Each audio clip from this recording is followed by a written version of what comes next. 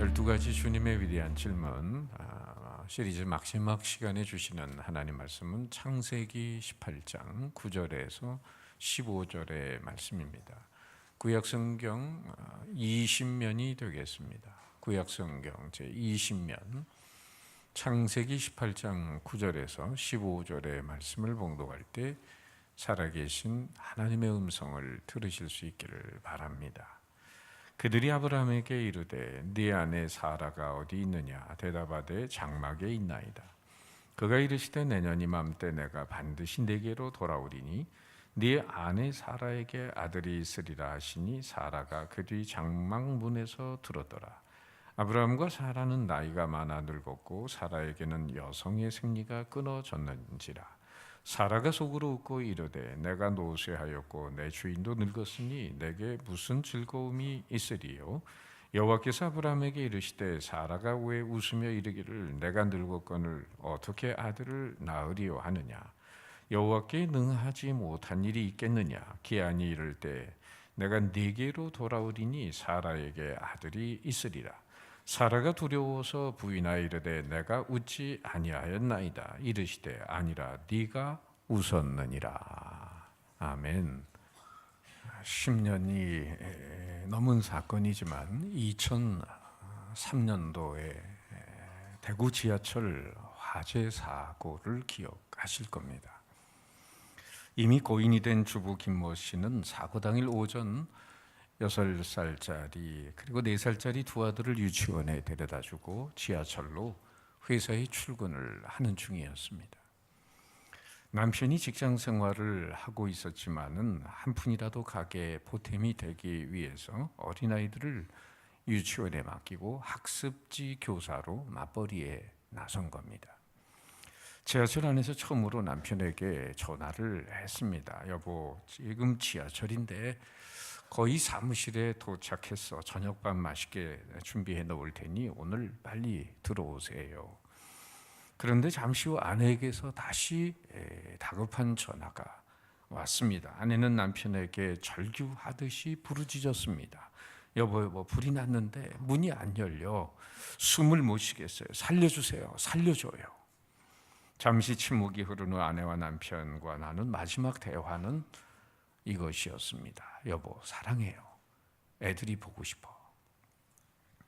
가슴을 저미는 안타까운 얘기는 이뿐만이 아닙니다. 수많은 희생자들이 칠흑 같은 어둠 속에서 매캐한 유독가스에 가슴을 쥐어뜯으며 지상에 있는 가족들과 119 구급대에 전화를 했습니다. 그들은 뜨거워 죽겠다, 살려달라고 절규하며 도움을 청했습니다. 그러나 그들의 간절하고 절규에 찬 구원의 요청은 공허한 메아리만 남길 뿐이었습니다. 이 대구 지하철 사고로 두 열차에 타고 있던 450명 중에 192명이 사망을 했습니다. 그리고 148명이 부상을 입은 엄청난 사고였습니다. 구원 요청을 받은 사람들 중에 어느 누구도 사랑하는 이들에게 도움이 되고 힘이 되지를 못했습니다. 뻔히 알면서도 살려내질 못했습니다. 이 같은 상황을 소개하던 모 방송국의 기자가 했던 말이 기억이 납니다. 모든 걸 알았더라도 어찌할 수 없는 한계가 있었습니다. 모든 걸 알았더라도 어찌할 수 없는 한계가 있었습니다. 여러분, 과연 인간은 어떤 존재입니까?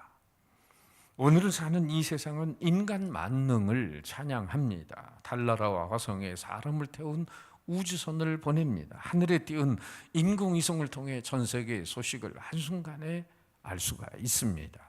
인공지능 로봇가 개발이 돼서 인간을 대신해서 많은 일들을 합니다. 인터넷의 발달로 한순간에 정보를 공유합니다. 우린 정말 놀라운 세상에 살고 있습니다. 그럼에도 불구하고 인간의 삶은 수없는 한계에 부딪힙니다. 뛰어난 과학 문명의 작품인 비행기도 한순간에 떨어져서 수백 명의 생명이 한순간에 앗아가게 됩니다. 제가 대구에 공군 장교로 근무할 때도 팬텀기가 2대가 떨어져서 조종사들이 정말 흔적 없이 사라지는 모습을 보면서 너무나 안타까웠어요. 인간의 의술이 아무리 뛰어나더라도 고치는 병보다 못 고치는 병이 더 많습니다. 암 전문 의사가 암에 걸려서 세상 떠나는 모습을 옆에서 지켜본 적이 있습니다. 멀리 생각할 것도 없이 인간은 자기 심장조차 스스로 뛰게 하는 능력이 없습니다. 인공심장 만들지만 그것도 오래가지 못합니다. 의학의 높이가 하늘까지 다 있다 하더라도 사람이 만든 인조뼈는 하나님이 인간을 위해 창조하신 뼈의 기능을 대신하지 못합니다. 마음만 먹으면 못할 것이 없다는 과학도 인간의 생명인 피를 만들어내지 못합니다. 살기 위해서 때로 남의 피를 수혈할 뿐입니다. 심지어 나의 사지백체는 나의 것임에도 불구하고 내 마음대로 할 수가 없습니다. 내 머리카락은 분명 내 속에 내게 속해 있음에도 불구하고 돋아나는 흰머리를 막을 길이 없습니다. 기껏해야 염색이나 하는 거죠. 사랑하는 가족들이 위기에 빠졌을 때 그들의 구원자가 될 수 없으면 자취해 두고라도 자신의 생명과 직결된 물과 공기 한 모금도 인간은 만들어내지 못합니다. 1994년 미국의 스티븐 코비라는 사람이 유명한 책 성공하는 사람들의 7가지 습관이라는 책을 썼습니다. 많이 알려졌고 저도 여러 번 읽었고 그런 세미나에도 참여했는데 그 책이 전 세계 수억 권이 팔렸어요. 그러면서 그분은 일약 정말 유명 강사가 되고 수백만 불을 버는 백만장자가 됐죠. 그런데 문제는 몇 년 뒤에 1999년 12월에 그분이 주식을 투자해서 완전히 실패해서 알거지가 됐다는 소식을 들었습니다. 남을 성공하게 만드는 책을 써놓고 자신이 성공하지 못하네요. 점쟁이들 보세요. 남의 점을 치면서 자기 팔자 하나 못 고치고 있습니다. 누가 만든 얘기지만 인간의 한계를 말해주는 유머가 있죠. 한강 교각을 들이받고 20명 탄 버스가 한강 아래로 추락을 했습니다. 그런데 그 안에 있는 분들이 다 죽었어요. 그 중에 특별히 3사람이 더 억울하게 죽었다는 거예요. 첫 번째, 69번을 96번으로 잘못 알고 탄 사람. 두 번째, 졸다가 한정거장을 더 가는 바람에 변을 당한 사람. 세 번째, 이게 가관인데 30m를 질주해서 그 버스를 탄 사람. 인간이 애쓰고 울고 힘써도 안 된다는 불가항력적인 한계를 풍자하는 얘기입니다. 참으로 인간은 무력하고 유한한 존재입니다. 모든 걸 다 할 수 있을 것 같으나 막상 가장 중요한 것은 하지를 못합니다. 따라서 하나님께서 인간에게 제일 먼저 계시해 주신 자신의 속성이 있다면 그것이 하나님의 전능하심입니다. 따라합시다. 하나님의 전능하심. 오늘 본문에 나와 있듯이 믿음의 조상이 되는 아브라함, 99세가 된 아브라함에게 나타나셔서 하나님은 이런 질문을 하십니다. 여호와께 능하지 못한 일이 있겠느냐? 여호와께 능하지 못한 일이 있겠느냐? 이 질문에 앞서서 하나님은 조금 전에 나타나셔서 그 앞에 나타난 아브라함에게 먼저 이런 말씀을 하셨어요. 17장 1절의 말씀입니다. 아브라함이 99세 때에 여호와께서 아브라함에게 나타나서 그에게 이르시되 나는 전능한 하나님이라. 너는 내 앞에서 행하여 완전하라. 만약에 하나님이 처음부터 사랑을 강조하셨다면 하나님은 우리의 부모님과 별반 차이가 없습니다. 우리 부모님은 우리를 지극히 사랑하시며 우리 또한 우리의 자녀들을 지극히 사랑하기 때문입니다. 그러나 하나님은 전능하신 분이기 때문에 우리를 온전히 사랑할 수 있고 우리는 하나님께 우리 자신의 운명을 온전히 맡길 수가 있는 것입니다. 그런데 무엇보다도 하나님께서 당신의 전능하심을 제일 먼저 인간에게 계시해 주셨다고 한다면 그것은 상대적으로 인간이 그만큼 유한하고 유약한 존재임을 일깨워 주는 것입니다. 여러분, 돈 자랑은 돈 없는 사람에게 가능합니다. 자기보다 돈 많은 사람에게 돈 자랑해봐야 그건 상대의 비웃음만 살 뿐이죠. 만약 인간 역시 하나님처럼 전능한 존재라고 한다면 하나님께서 당신의 전능하심을 인간에게 내세울 필요가 없는 것입니다. 하나님께서 처음부터 당신의 전능하심을 강조하신 것은 인간의 유한함, 즉 인간은 한계를 지니고 살아가는 존재임을 알게 하시고 더불어 전능하신 하나님을 의지하여 살 것을 깨우쳐 주신 것입니다. 따라서 인간은 겸손히 자기의 한계를 인정하고 살아야 됩니다. 그래야만 하나님의 능력이 그 인생 위에 부어지는 것입니다. 더러운 죄악과 영원한 죽음에서 우리를 건지신 분이 전능하신 하나님이라면, 그리고 우리가 그분의 자녀가 되었다면, 그분이 우리의 영원한 아버지가 되어주셨다면, 우리가 그분을 깊이 의지할 때 우리의 연약함을 왜 책임져 주시지 않겠습니까? 우리의 자녀의 문제는 곧 우리의 문제이고 그들의 아픔과 연약함을 어루만져 주려고 하는데, 하늘 아버지께서 바로 이 땅에 살아가는 하나님의 자녀들의 문제를 왜 간섭하지 않고 팔짱만 끼고 계시겠습니까? 그래서 오늘 믿음의 조상이 된 아브라함에게 하나님은 나타나서 이렇게 말씀하시는 겁니다. 우리 한번 같이 읽어봅니다. 시작. 여호와께 능하지 못한 일이 있겠느냐? 기한이 이를 때에 내가 네게로 돌아오니니 사라에게 아들이 있으리라. 오늘 이 말씀을 하나님이 아브라함에 하시기까지 배경은 이렇습니다. 창세기 12장에 아브라함을 하나님이 부르십니다. 하나님의 약속을 믿고 75세에 자기의 본토 친척 아비집을 떠나서 갈 바를 알지 못한 채 하나님의 약속만을 붙들고 떠납니다. 우상 숭배하던 과거의 자리를 과감하게 정리하고 자신의 미래를 하나님께 맡기면서 약속의 땅을 떠나는 것은 참 훌륭한 행동이었습니다. 그러나 아브라함은 하나님의 언약을, 축복을 받고도 그 말씀대로 순종하지 못해 이리저리 곁길로 가고 넘어지고 휘청거렸습니다. 흉년이 들어 약속의 땅 가나안을 떠나지 않아야 되는데 애굽으로 가서 아내를 누이라고 속이다가 큰 봉변을 당할 뻔합니다. 하나님의 특별한 간섭이 없었다면 아내를 뺏기고 아브라함은 죽었을지도 몰라요. 그러나 하나님의 은혜로 무사히 돌아오게 됩니다. 그리고 하나님 약속하시면 하늘의 별처럼 바닷가의 모래알처럼 그렇게 자자손손이 복을 받겠다고 약속하십니다. 그런데 오늘 본문에 보면 99세가 될 때까지 25년 가까이 기다렸는데 하나님이 아들을 주시지 않습니다. 아브라함은 지칠 대로 지쳤을 겁니다. 하나님의 약속을 누구인들 25년이나 여러분 기다릴 수가 있겠습니까? 이 10년을 기다려도 소식이 없자 아무래도 안 되겠다고 생각을 합니다. 자신도 그렇고 아내도 늙어만 갑니다. 이러다가 아무런 상속자도 얻지 못하고 싶어서 그만 편법을 쓰죠. 아내의 제안을 받아들여 몸종 하가를 통해서 이스마엘을 낳게 됩니다. 이로 인해 사실은 오늘 중동 전쟁의 불씨가 되고 있는 거죠. 그 옛날 아브라함이 하나님의 약속을 끝까지 기다리지 못해서 난 육신의 자녀 이스마엘의 후손과 백성에 주신 바로 약속의 자녀 이삭의 후손 간의 그런 전쟁과 대립인 것입니다.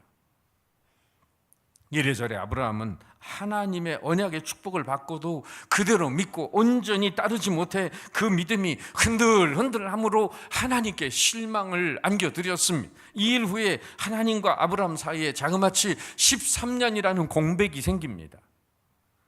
하나님 약속을 믿지 못하고 육신의 방법을 찾아간 아브라함은 하나님과의 긴밀한 교제의 끈을 잃어버리고 말았습니다. 아브라함이 86세 이스마엘을 낳고 하나님께서 다시 아브라함에 나타나실 때가 99세니까 13년은 아브라함 생의 영적인 공백기였습니다. 아브라함과 하나님 사이에 그만큼의 거리가 생겨난 것입니다. 그렇다고 해서 하나님이 아브라함을 버린 게 아닙니다. 하나님은 신실하신 하나님이십니다. 하나님의 부르심에는 후회하심이 없습니다. 아브라함이 불성실했다고 약속을 취소하시는 분이 아니십니다. 하나님은 책망이 아니라 이전 약속을 다시 붙들고 13년 만에 아브라함을 찾아오십니다. 17장 1절에 바로 13년 만에 찾아오셔서 말씀하시는 거죠. 한 번 더 같이 읽겠습니다. 시작. 아브라함이 99세 때 여호와께서 아브라함에게 나타나사 그에게 이르시되 나는 전능한 하나님이라 너는 내 앞에서 행하여 완전하라. 오랜만에 하나님 나타나서 아브라함에게 왜 이 말씀합니까? 나는 전능한 하나님이니까 너는 내 앞에서 완전하라. 무슨 뜻입니까? 이 말씀의 의도를 풀면 이런 겁니다. 너는 더 이상 내 앞에서 인간적인 방법대로 살면서 휘청거리는 인생을 살지 말라는 것입니다. 나아가 불가능을 가능케 하신 전능하신 하나님을 온전히 신뢰하고 나가면 하나님은 너의 인생에 가장 좋은 백그라운드가 되어 주시겠다고 약속하고 계시는 것입니다.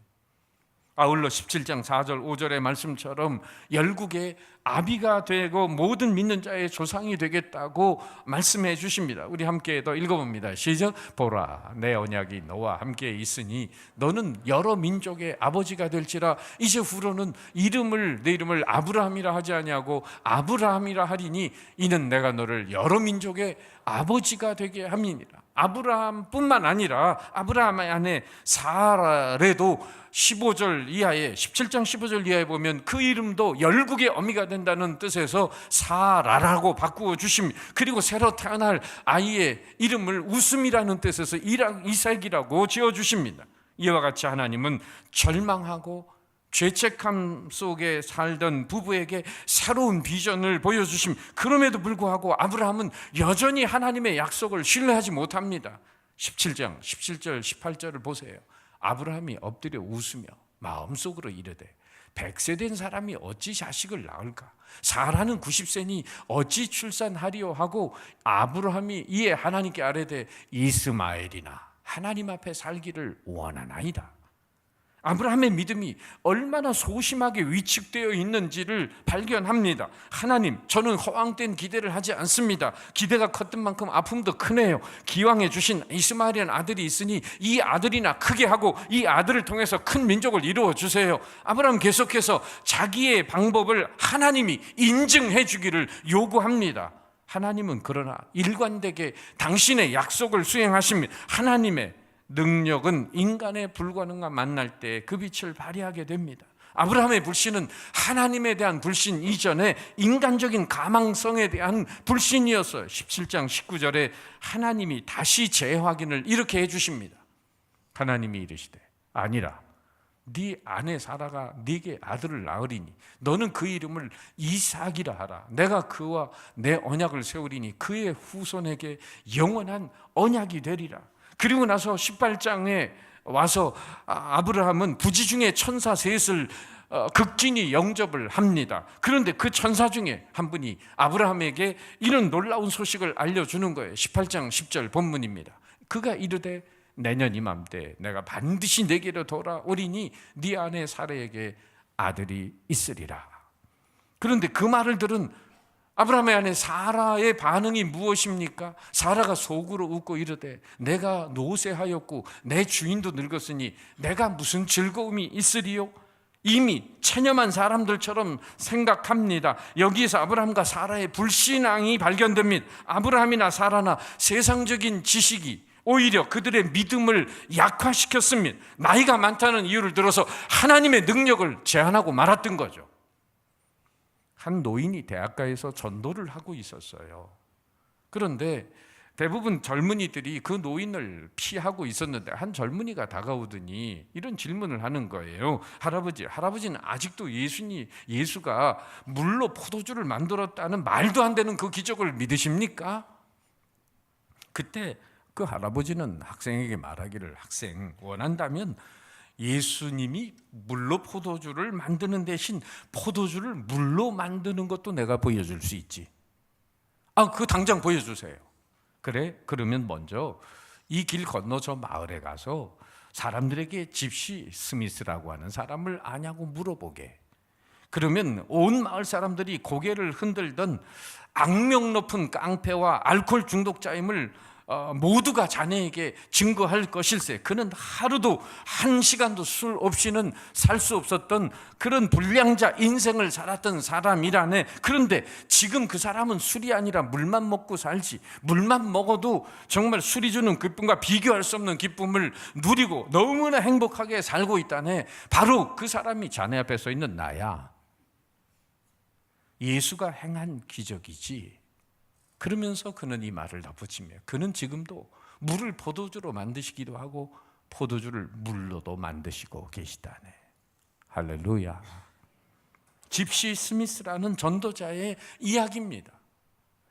오늘 우리의 시대는 기적이 없이는 단 하루도 살아갈 수 없는 난제들로 가득 차 있습니다. 그러나 성경이 보여주는 신앙은 기적의 신앙입니다. 기독교 신앙이 단순히 이성적이고 윤리적인 윤리만을, 상식적인 윤리만을 가르치는 종교라면 오늘로 교회를 문 닫아야 할 것입니다.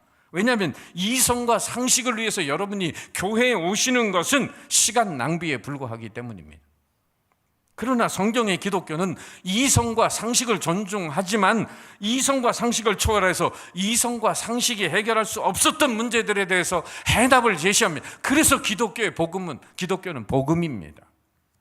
하나님께서 제일 쓰시기 어려운 사람이 어떤 사람일까요? 이런 말 하는 사람이죠. 그게 상식적으로 가능합니까? 그게 상식적으로 가능합니까? 하나님 이런 사람 쓰시기 참 어렵습니다.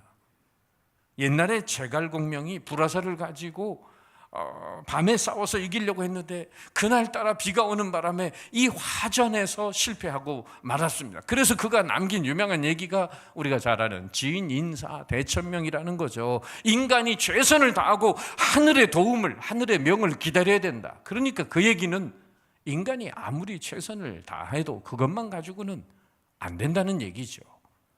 우리는 따라서 하나님의 능력을 위해서 인간의 지혜를 제한해야 합니다. 하나님의 말씀은 분석의 대상이 아니라 믿음의 대상입니다. 그리고 순종의 교과서인 거예요. 누가복음 5장에 보면 갈릴리 바다에서 잔뼈가 굵은 시몬 베드로에게 다가오셔서 예수님은 이렇게 말씀하십니다. 깊은 데로 가서 그물을 내려 고기를 잡으라. 그랬는데 예수님 명령은 주변 상황으로 볼 때 참 불합리한 겁니다. 첫째, 그물 던질 시간 아니었어요. 둘째, 그물 던질 장소도 합당하지 않았어요. 셋째, 밤새 고기 잡다가 허탕쳐서 기운이 하나도 없어요. 넷째, 그물을 다 접어두었어요. 다섯째, 예수는 이방만의 전문가가 아니라 목수 출신입니다.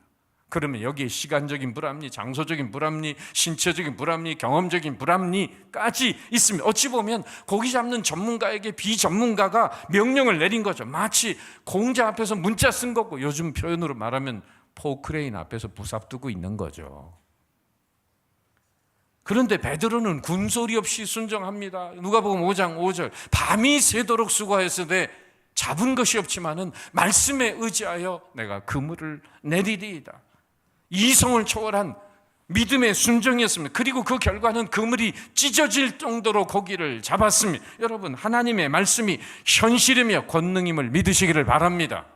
전 우주가 하나님이 어떻게 창조하십니까? 있으라 하심에 있습니다. 그리고 하나님이 또한 바다에게 물고기들을 내라고 말씀하셨습니다. 홍해를 향해 갈라지라고 말씀하십니다. 예수님은 귀신에게 나오라고 나사로에게 무덤에서 나오느라고 말씀하십니다. 그리고 귀신에게 그에게서 나오라고 말씀하십니다. 그리고 풍랑을 잠잠하라고 명령하십니다. 그리고 사탄에게 내 뒤로 물러가라고 명령하십니다. 여러분, 말씀 한마디로 모든 것을 주님은 이루셨습니다. 그분의 말씀은 능력과 기적의 원천이셨습니다. 그렇다면 여러분, 내 상식과 경험을 아직도 의지하고 고집하시겠습니까? 아니면 말씀의, 약속의 말씀을 믿고 붙드시겠습니까? 아브라함 부부의 완고한 불신에 대해 천사가 놀라운 선포를 합니다. 근본적인 지식을 제시합니다. 오늘 질문이죠. 여호와께 능하지 못한 일이 있겠느냐? 여호와께 능하지 못한 일이 있겠느냐? 이 질문은 네가 정말 하나님 믿는 거냐? 하는 질문과 같습니다. 이 질문에 어떻게 대답하느냐에 따라서 우리의 운명은 달라집니다. 만일 하나님도 때때로 못하시는 게 있네요 라고 대답한다면 그 사람이 믿는 하나님은 성경의 하나님이 아닙니다. 그 사람은 믿는 사람도 아닙니다. 마치 그 사람은 희망 없는 세상에서 살기로 작정한 사람입니다. 아무것도 달라지지 않습니다. 그 사람은 아는 알량한 지식 이상 아무것도 아닌 존재가 됩니다. 운명 속에 살기로 작정한 사람이죠. 그러나 아니요, 하나님께는 불가능이 없습니다라고 대답한다면 하나님을 하나님으로 믿는 것입니다. 절망을 거부하는 것입니다. 상식도 알지만 그것을 넘어서는 하나님의 능력을 믿는 것입니다. 아는 대로 살지만 믿는 대로 사는 겁니다. 하나님의 손에 전적으로 맡기는 것입니다. 지식의 능력에 제한을 두지 않을 때 하나님의 능력이 그 인생 위에 임하는 줄 믿습니다. 이 옥스퍼드 대학에서 오랫동안 수학과 과장을 지낸 유수한 수학자 조지 덴지그의 교수의 학창 시절의 일화입니다.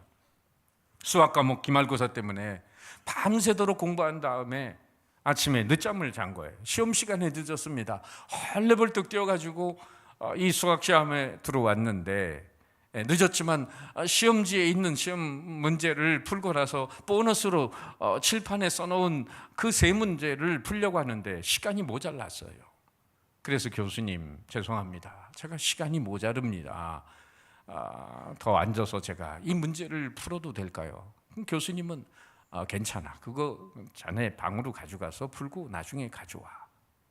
그래서 그는 조지 덴버거는 기숙사로 들어와서 그 문제를 푸는데 어려웠습니다. 두 문제는 간신히 풀고 한 문제는 도저히 풀 수 없어서 푼 문제만 제출을 했어요. 기숙사 돌아와서 잠을 청하려고 하는데 누군가 문을 두드립니다. 교수님이 방을 쫓아온 겁니다. 아니 어떻게 이 문제를 풀었지? 그랬더니 학생이 그 세 문제 중에 제가 하나는 못 풀었는데요. 무슨 소리야? 내가 칠판에 써놓은 거는 학생들 골려주려고 세상에서 풀 수 없는 아인슈타인도 풀지 못한 수학의 난제 문제를 내가 한번 써놓은 건데 자네가 어떻게 그 중에 두 문제를 풀었나? 아인슈타인도 못 푼 문제를. 그때 사실 교수님이 칠판에 적을 때 그 일찍 와 있던 학생들에게는 이건 아인슈타인도 못 푼 수학 문제인데 하면서 보너스로 풀어보라고 얘기를 한 거예요. 그랬더니 학생들이 시험지에 있는 건 다 풀어놓고 칠판에 있는 거 아인슈타인도 못 푼 걸 우리가 뭐 어떻게 풀어. 애저녁에 그냥 조금 풀다가 그냥 포기들 하고 말았다는 거죠. 그런데 이 친구는 지각을 하는 바람에 그게 아인슈타인도 못 푼 문제라는 얘기를 못 들어가지고 자신의 능력에 한계를 두지 않고 풀기로 작정을 한 거죠. 그랬더니 불가능하다는 생각을 품지 않았기 때문에 도전했고 결국 그 어려운 세 문제 중에 두 문제를 아인슈타인도 풀지 못한 두 문제를 풀었다는 거예요. 할렐루야. 여러분, 인간이 자신이 아는 것 이상의 세계를 모르고 살아갑니다. 자기 지식의 감옥에 갇혀 살아가요. 그래서 파스칼은 말합니다. 믿음은 이성을 십자가에 못 박는 것이다. 따라합시다. 믿음은 이성을 십자가에 못 박는 것이다. 백화점 창시자였던 워너 메이커는 이런 말을 했습니다. 도저히 불가능하다고 믿고 시작한 일을 결과적으로 불가능하게 만든 수단은 바로 자기 자신이다. 어렵고 불가능한 일을 도전해보려고 하다가 스스로 자신이 포기하기 때문에 결국은 불가능한 일이 되고 만다는 겁니다. 여러분, 그러기에 우리는 불가능함을 힘없이 인정할 것이 아니라 오히려 불가능을 강력히 부정하는 역동적인 자세가 필요합니다. 불가능한 생각 자체를 부정하기만 하면 상황은 얼마든지 가능한 현실로 바뀔 수 있는 것입니다. 영어에 불가능하다, impossible. 거기다가 여러분 믿음의 점을 확실히 찍으시기를 바랍니다. impossible. 불가능이 믿음의 관점에서 보면 가능한 것입니다. 여러분, 신앙이란 결단입니다. 유한한 인간의 시간이 끝나는 지점에서 무한한 영생의 세계가 열립니다. 일상적인 경험과 재고 튕기는 계산기를 던져버려야 하늘 창고가 확실하게 열리게 되는 것입니다. 하나님은 결코 헛된 말씀을 하시는 분이 아닙니다. 약속하신 것을 분명히 이루십니다. 1년 뒤에 사라가 정말 90세의 아들을 낳고 그리고 그 아들 이삭을 아브라함이 자기의 가슴에 안았습니다. 하나님은 아브라함과 사라를 진정으로 웃게 만드셨습니다. 창세기 21장 6절 더 뒤에는 말씀을 보면 사라가 이르되 하나님이 나를 웃게 하시니 듣는 자가 다 나와 함께 웃으리로다. 100세와 90세에 낳았으니 참 기적 같은 일이죠. 그러니 앞에서 웃었던 웃음은 불신앙의 비웃음이나 실없는 웃음이었지만 지금의 웃음은 살아 역사하시는 하나님의 돌보심을 감사하는 웃음이요 기쁨의 웃음이었습니다. 이로써 아브라함과 사라는 엘샤다이 전능하신 하나님에 대한 믿음을 갖게 됩니다. 언약에 신실하신 하나님을 확고히 믿게 됩니다. 성도 여러분, 비록 아브라함과 사라가 휘청거리고 흔들리는 시간은 있었지만 인내와 연단의 시간을 거쳐서 그들이 얻은 것은 엘샤다이 전능하신 하나님이었습니다. 아브라함은 그 전능하신 하나님을 온전히 신뢰할 수 있었기 때문에 후에 마지막 시험인 모리아산의 아들을 100세에 주신 그 아들을 모리아산의 번제물로 바치라는 그 엄청난 시험에도 승리하고 합격하고 말았습니다. 이삭을 얻은 것과 이삭을 바치는 것 모두 하나님에 대한 믿음으로 된 것입니다. 사도 바울은 성숙해진 아브라함의 믿음을 로마서 4장 18절에서 이렇게 표현합니다. 우리 같이 한번 읽어봅니다. 시작. 아브라함이 바랄 수 없는 중에 바라고 믿었으니 이는 네 후손이 이가 되리라 하신 말씀대로 많은 민족의 조상이 되게 하려 하십니다. 어떤 믿음 가졌다고요? 바랄 수 없는 중에 바라고 믿는 믿음. 이걸 세번역에서는 이렇게 표현했어요. 희망이 사라진 때에도 바라고 믿었으니.